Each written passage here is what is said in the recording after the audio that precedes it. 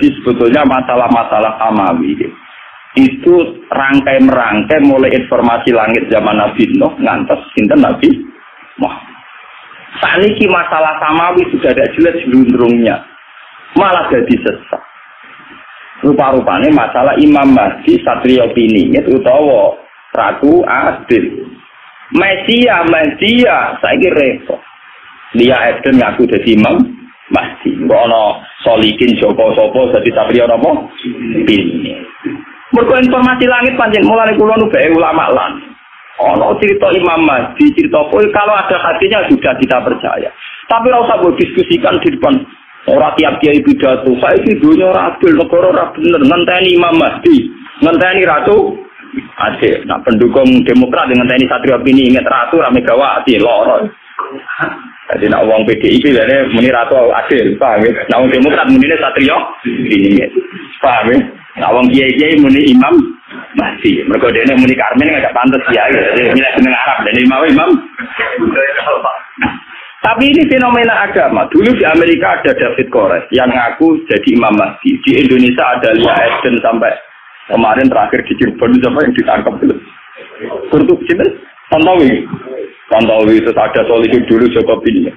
Informasi langit tentang fenomena zaman akhir. Kalau dari hadis-hadis itu tanya ulama. Tapi ulama seorang kelemnya. Nanti ulama kone dijerok. Sesuatu yang tidak yang tidak ada penjelasan detail dari Nabi ya kita hanya iman saja. Informasi langit mulai di situ bahaya kalau tidak ada pelakunya dulu. Ono Nabi akhir zaman ternyata muncul tenan orang sing jenenge Muhammad ganteng, pinter, wonge bersih. Ya sudah wong ngandel gampang. Saya ini boten. Ngaku Nabi wonge ora jelas ganteng. Sama tak ceritani Musaddiq ngaku Nabi mergo jenenge Musaddiq. Padahal di Quran ya musad di kalimat benar deh. Lho dene ngaku Nabi yang ngenteni mirip-mirip cerita Nabi, ngenteni bar ning gua putih Bogor, paham ya? Jadi cerita nubuat itu mesti diulang-ulang. Nanti nanti bojo dia anak jenenge Jawa, orang ngarah kangku Nabi. Kok jenenge Nabi jenenge Muhammad mirip jenengku dari Nabi Muhammad. Lia Eden ngaku Nabi merkono mitos Eden itu swarga napa? Mengenai jeneng Arab sunat itu entek paham? Wah, gue jeneng Jawa lah, sementing gak ngaku napa? Jadi penjenengan ngertos. Jadi masalah informasi samawi ya, tentang masalah Imam Mahdi, akhir zaman, Ya'juj, Ma'juj, Dajjal dan sebagainya. Kita iman saja, tapi tidak usah digambarkan. Kalau digambarkan itu nanti repot. Sektor-sektor di Amerika, di Eropa, sampai ke Indonesia itu munculnya ya karena informasinya kayak begitu. Syiah punya Imam Isna Asyariyah yang diakhiri dengan Imam Mahdi. Ini mitos Jawa, orang Ratu Adil. Jadi seneng Presiden Lalang, orang murid Ratu Adil tapi Satria apa? Mbok versi pewayangan ya ngono. Semuanya itu punya versi. Nah kadang kita ini ikut dukung versi-versi sing gak jelas. Kelompok An-Nadir teng Sulawesi itu termasuk gaib menurut saya. Sing milok rambut.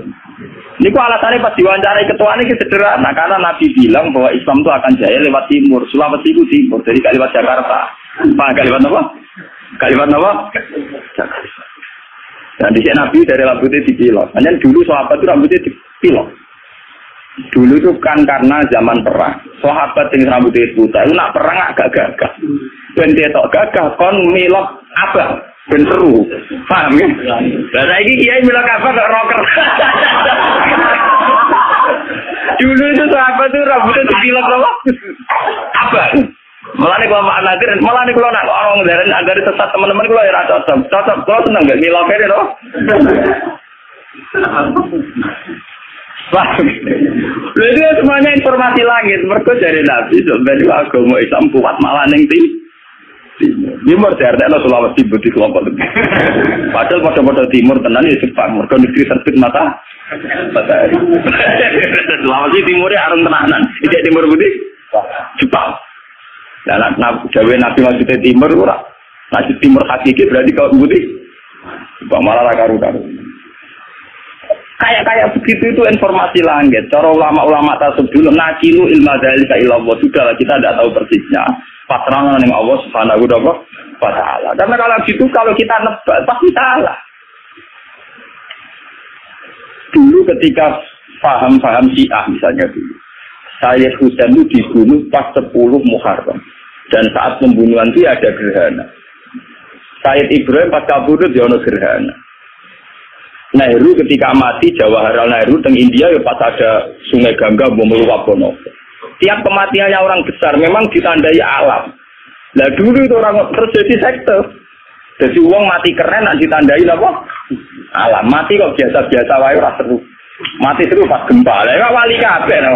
Mergo matine ditandai apa? Alam.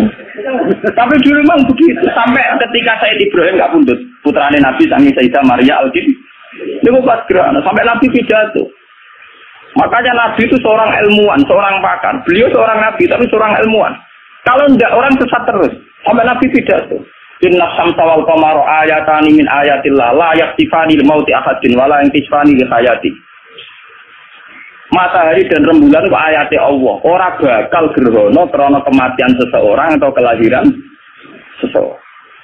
Akhirnya malah Nabi nerangno secara sistem falakiyah, sistem astronomi bahwa fenomena gerhana matahari dan bulan fenomena ilmiah tidak ada kaitannya limauti ahadin wala lihaya. Tapi ya semono pangeran duwe sunnah. Nak ngomong gede mati paling gak tanggalane gampang. Ya pancen ngono. Lha pangeran duwe sunnah begitu.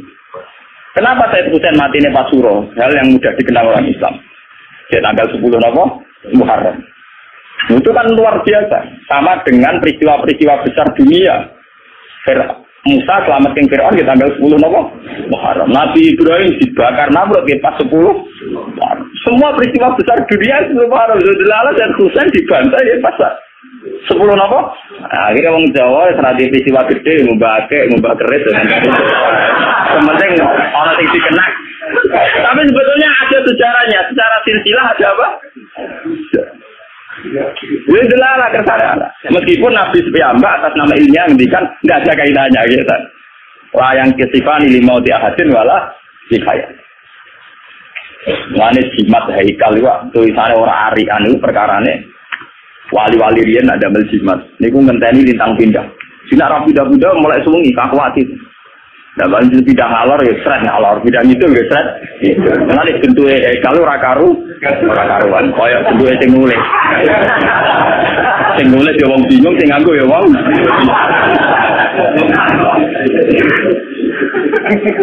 Enggak wis ruwet, paham ya? Kok ditulis dicetak api rapati mandi ya repot lho, ilmu kok ngenteni keliru nulisé. Bersamaan nggak sih? Jadi masalah-masalah samawi itu masalah yang harus dipecahkan lewat pelakunya. Kalau tidak hanya menjadi mitos yang menyesat, coba isu Mahdiyah, berapa sekte yang lahir dari isu Mahdiyah, isu Masihiyah. Di Indonesia saja kita mengalami berapa? Yang angkatan kita saja, yang kita masih hidup saja mulai lihat ini. Belum angkatan bapak saya, mbak saya. Dulu di Arab itu dipimpin oleh dinasti Umayyah, dinasti Abbasiyah Fatimiyah. Terakhir kalah itu dinasti Timur Leste. Padahal wong Afrika wireng bludeng mimpin jadi dinten Timur. Wong nganggo mitos samawi. Ya Allah, bagaimana hanya ada satu Tuhan, maka harus hanya ada satu pemimpin di bumi. Jadi kerajaan yang ini dibuat mingguan jahat-jahat wong liya lho Timur. Ke alasannya lagi hukum analogi, hukum kias, pengirane sitok menguasa bumi ya kudu napa? Sitok. Paham ya? Lah tengah mutakabir lah Abdul Qadir ngendikan ngoten. Ya Allah anta wahidun fis sama wa ana wahidun fil ardi. Jadi dengan jago wae repot kok. Dengan jago tunggal teng langit kula jago tunggal teng bumi. Nah, akhirnya manakem digedingi Wahabi, digedingi Muhammadiyah. Kok Abdul Qadir nak dawuh ora karu-karuan. Wong eno belo tapi kadang ora paham. Repot. Ah, pokoke dawuh wali ya takwil kono ya ora paham, itu wal takwil. Padahal cara tasawuf, dawuh ngoten artinya iki sederhana. Ya Allah, saya ini sendirian di bumi, engkau sendirian di langit. Maknanya iki sederhana. Kalau teng bumi piyambak, nggih boten kalian sinten-sinten. Jenengan teng langit nggih piyambak boten kalian sinten-sinten. Keuang naik muka syafa hubungannya sama saya tok dengan Allah tok. Hubungan manusia betul enten. Kenapa kok tidak nol? Karena misalnya Pak Mustafa baik dengan saya, yang saya lihat juga baiknya Allah. Lalu foto-foto maturun Pak Mustafa, paling banter Mustafa kayak gitu. Kalau saya ketahui, foto-foto maturun tak maturun di oksigen. Selama ini orang kan punya klaim gini, lu orang butuh uang ya iso urip. Kita butuh orang itu hanya kapan-kapan, kadang-kadang. Sajane lu butuh ning oksigen. Itu sekian detik kita butuh terus per detik. Tapi kenapa kita harus maturun temen orang maturun ning oksigen? Nah, misalnya sama alasannya, tapi manusia kan dua rasa, nak oksigen orang. Lah manusia di rasa tiga w pengira. Oksigen gak di rasa tiga w pengira. Karena itu tertanam betul di otak mereka sehingga mereka rawon bangun kalau sampai kafe itu rawon dengan aneh pengira. Nanti satu kali perasaannya, aku dewan Gusti jenengan ya dewi. Mulane walakot jitumu nafurota kama falaknakum napa awwala marra. Perasaane tiyang mbek pangeran si dhewe. Jadi sebetulnya dawa-dawa ngoten teng ilmu tasawuf iki maknane iki biasa. Itu ilmu dasar, memang ilmu pokok. Kamane wong latihan dadi wali perasaane kudu ngoten.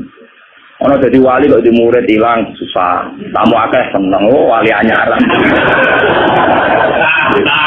Wali swasta. Kasih dia orang khatam ya. Lain wali dari wali urip apa dewe? Dewe anu kaya ora ana apa-apa. Ini jenenge ana wahidun fil ardi wa anta wahidun fis sama. Semuanya kayak ngoten. Wong tegene kitab tata tahu terang aku ya kita bisa melu dijak makum pangeran di zona swarga. Kita kok ya apa ya apa Anda tertarik? Tidak ya Allah.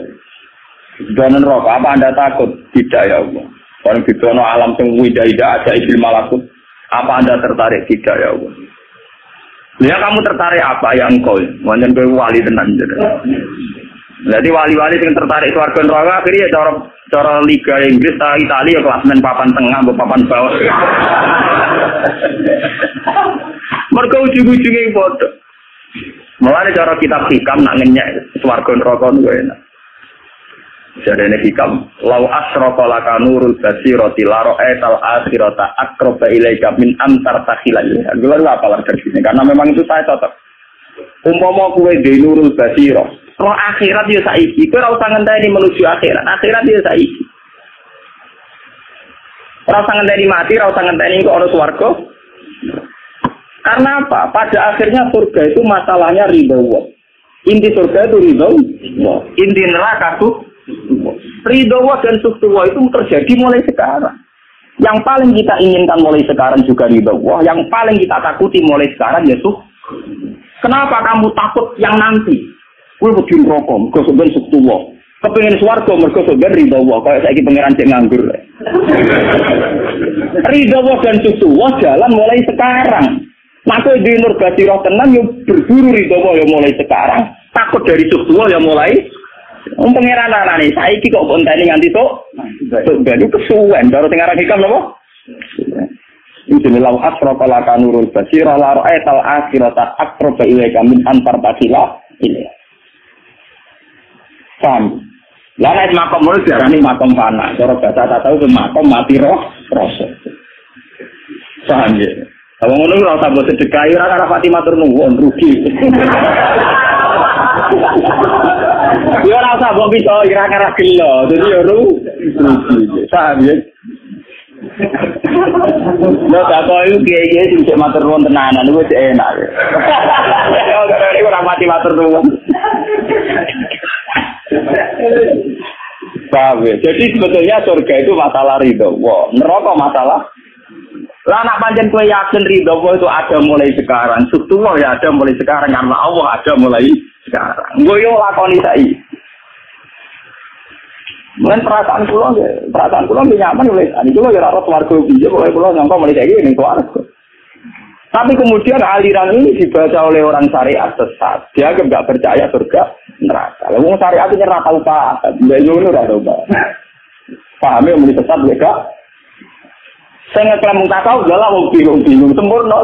Ngomong syariat paham, saya ngaku hakikat mau bingung. Jadi zaman akhir rasa ampun tuh. Mau bingung ketemu orang paham. Mergo penggemar tasawuf mesti wong bisnis jatuh, wong larat. Nah, seneng tasawuf ngenteni bangkrut. Paham ya?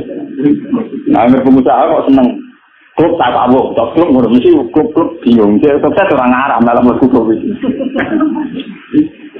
Ben sampean ngerti ilmu-ilmu begitu. Sehingga masalah nubuwah gitu, ben sampean ngerti. Sing dialami Nabi itu tidak ada apa-apa. Karena kalau nanti ngaji dahulu, bahasa manusia di depan Allah pasti salah. Maksudnya pasti salah itu nggak. Perang itu ada mati. Nak mati ninggal anak bojo nolong. Misalnya dalam bahasa bacaan manusia. Tapi dalam bahasa Tuhan mati itu rano. Misalnya Mustafa perang mati. Cara manusia mati. Mustafa serak kecil-kecil orang omongan orang ngaji. Mati tak dipendem. Tapi cara pengiran ramati. Mergo zaman Mustafa urip, pengiran yo perso gerakan rohnya. Ketika sudah mati, Allah yo perso gerakan rohnya. Cuma cara Allah, Mustafa saiki ning dunya, saiki wis ning swarga. Tapi cara Allah yo urip terus. Sehingga Allah tidak pernah bahasakan mati pada mereka yang mati syahid. La taqtabanna alladziina qutilu fi sabilillahi amwata. Bal ahya'u walakin la tashurun. Kamu jangan kira orang yang mati dalam perang itu mati juga, tapi mereka hidup. Mau pindah alam kok sama alam dunia, saya pindah alam pengira. Ketika Nabi masjid no jihad, cara wong sing jangkal kaya munafik, Nabi ku sadis, wong kok nyawane disetorno ning perjuangan. Tapi Nabi ngerti ilmu hakikat, cara Nabi wong mati wong mara swarga ngono ae. Ora sambung to. Tidak darani ninggal anak bojo, tidak darani wong bidane swarga. Paham ya? Lha nyerah sambung. Dan tapi kan nyatane anak bojone nek wongso. Nak wong ditepirno metu kari bapak lah tetep napa? Tugale kawin siri, jare memperbanyak kemiskinan. Sing jadi kari bapake kuwe kene. Sing kawine resmi tercatat yo kuwe. Rugen kawine resmi apa sugen? Ono. Iri wae nak gawe kiai to gawe diri tak bisa kuat ra iso malah gampang ngomong iri akbar. Kawin siri kok elok-elok no hukum negara jadi menambah kemiskinan kon nasib perempuan ndak jelas. Wong iki ra biru, kan iki ra jelas. Orang-orang yang miskin di Gunung Kidul, yang miskin di Papua semuanya punya suami resmi tercatat apa hidup mereka jelas. Ora iso kait-kait. Nah cara Allah tuh zaman ana bojone diurusi Allah, zaman mati diurusi Allah. Jika dalam bahasa Tuhan ra ono perang sadis ora ono. Paham ya? Lamane wong sing mateni wong Islam. Iku sebenarnya iso wae ketemu ning swarga. Berarti iso wae Sayyid Hamzah sampeyan matur nuwun dek waktu. Mereka mempercepat nuduhin apa? Mulai ana cerita dari Kanjeng Nabi tahu cerita. Pangeran iku guyu, ana wong saling bunuh kok akhirnya guyon ning swarga. Niku napa ya Rasulullah? Yaktu hadza fayamutu syahidan fayadkhulun jannah. Wa yatubu hadza fayaqtulu syahidan fayakunu fil jannah. Contoh gampang ya Wahsi. Sayyid Hamzah dibunuh Wahsi pol swarga. Wahsi masuk Islam perang mati saja pol napa? Ketemu ning swarga. Nah, swarga tak ono dendam. Ngopi bareng.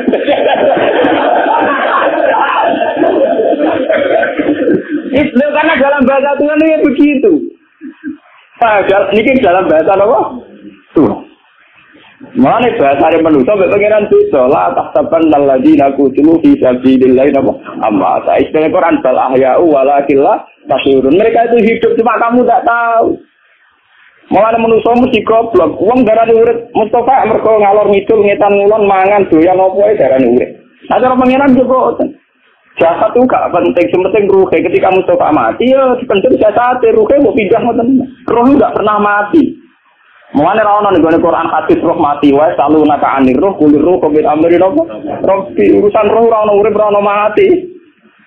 Cuma ruh-ruhen saiki jane ruh ning jasad ruh. Dari ku yo pindah. Tapi ra ono napa? Lah pangeran karena perso pergerakan roh, pangeran ora tau darani ana wong mati. Sing mati jasad. Nah, tentu manusia itu kan sadis ketika melihat kematian soal sesuatu sing ekstrim. Mulai pangeran juara nikah, nak pas gawe tsunami gempa, acara pangeran yang mindah masal itu warga ngono. Sederhana, dari cara pangeran apa? Daripada kita kesuwen rombongan. Lepas ini materi gue tapi ada bang ilmunya nih mau betul kan? Ini kau kulon biasanya arolas mulut ini wonten waktu setengah jam. Jadi ini kuatin seperti nyanyi kemulutan loh. Jelas nyata gitu. Dalam banyak hal pulau acara-acara maulidiyah yang pakai pergangan atau apa itu sebenarnya ada sanadnya. Cuma saat berlebihan ya tidak baik. Barangnya tak berlebihan ya tidak. Dari ngerameni wong terbangan. Suaranya elek ngerameni. Akhirnya wong sing sampai seneng nabi gak bisa. Musiknya seraya nak ngerebana untuk ngalor gitu. Kayak jam 12. Piawai cara Quran nak bunyi dari tasulufi bunyi wayaan itu tetap melayani filosofi Quran kalau betul cocok. Kalau kita sudah mengajar, kita ada kalau sudah mengajar begini. Ini pulau terkenal ragam tidak ada mulut tidak. Usumnya kiai bosok kan mulut. Siapa kayak tahu? Gus pulau suwon pengajian jenis. Ya orang tahu ngaji bunyi. Mana jenengan Rino lah, Rino wayang kerja. Nggak ada. Pengajian bunyi ngeramai Rino di orang Islam nganggur gitu. Ya nonton sore itu. Omam di Jepor, warapat sore ra cukup waktu nak berangkat. Ya angel. Ego jauh lagi. Nak sing kiai wis bakat ngono terus wae, men bakate ning ngono rezekine ning ngono. Lah rezeki ku yo kok ngene iki kok kotok ngene iki. Saya juga dulu kadang-kadang repot. Ini sebetulnya nazuman yang dibuat Masyur Rasul itu dulu yang nulis itu para wali. Dan yang nulis itu isek. Jadi berdasar isek. Isek itu ya nulisnya kayak sastrawan yang nulis dengan darah dan air mata. Nulisnya pakai apa? Isek. Wah itu memang luar biasa. Jadi kalau nyampaikan sedikit ya. Yang dikarang oleh Imam Busiri Burjah.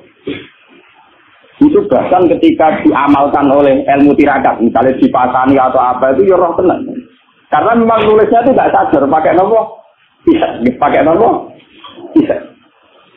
Misalnya begini, Ba'amat ba'abhun nasara fi nabiyihim waqtum bima tamat hanfihi wa tapi fa'innahum samsu fadlunhum kawakibu. Ba'amat ba'abhun nasara.